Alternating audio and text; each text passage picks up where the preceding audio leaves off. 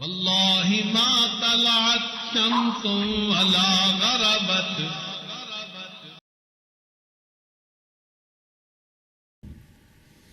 حدیث انما الاعمال بالنیات. امام شافعی رحمۃ اللہ فرماتے ہیں ان هذا الحدیث يدخل فیہ نصف العلم. اس حدیث میں آدھا علم داخل ہے، کیونکہ عبادات دو طرح کی ہیں، ایک بدنی عبادات اور ایک قلبی عبادات.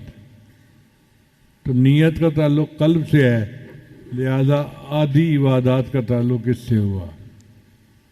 امام بہقی رحمۃ اللہ کے نزدیک یہ حدیث جوامع الکلم میں ہے. گویا نبی علیہ السلام نے دریا کو کوزے میں بند کر دیا ہے.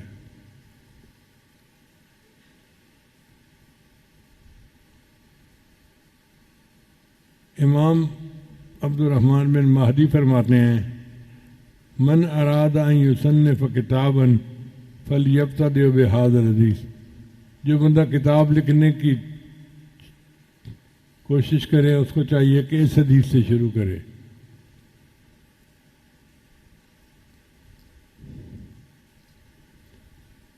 اب انما الاعمال بالنیات دونوں جمع ہیں، اس کو کہتے ہیں مقابلۃ الجمع بالجمع. مقصد یہ تھا کہ کل عمل بنیت ہی. ایک حدیث میں نیت مفرد آیا ہے اس لیے کہ ارکان کئی ہیں مگر دل ایک ہے، تو ایک کا اس لیے صیغہ استعمال ہوا. عمل اور فعل کا فرق. عمل وہ فعل جو مکلف سے صادر ہو، جبکہ فعل کا لفظ غیر مکلف کے لیے بھی بولا جاتا ہے. اس لیے قرآن مجید نے کہا وَعْمَلُوا صَالِحًا، وَافْعَلُوا صَالِحًا نہیں کہا. عمل کا لفظ ذوی العقول کے لیے اور فعل کا لفظ بہائم کے لیے استعمال ہوتا ہے، اس لیے یہاں پر اعمال کا ایک ہوتی ہے نیت اور ایک ہوتا ہے ارادہ. نیت کے اندر کوئی غرض ہوتی ہے، ارادے میں غرض نہیں ہوتی. اللہ نے اپنے لیے ارادہ کا لفظ رکھا وَأَرَادَ رَبُّكَ، تیرے رب نے ارادہ کیا.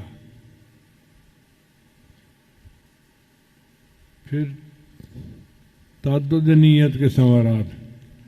اگر کوئی بندہ عمل کرتے ہوئے کئی نیتوں کو جمع کر لے تو اس کو اتنا ثواب زیادہ ملتا ہے. مثلا مسجد میں آتے ہوئے بندے نے نیتیں جمع کی، میں وہاں جا کر اللہ کا ذکر کروں گا، تلاوت کروں گا، اعتکاف کی نیت کروں گا، جماعت کے ساتھ نماز پڑھوں گا، دعا مانگوں گا، لایانی سے پرہیز کروں گا، مسلمان بھائیوں کی زیارت کروں گا. اب اتنی نیتیں جمع ہونے کی وجہ سے اس کو مسجد آنے کا ثواب زیادہ ملے گا.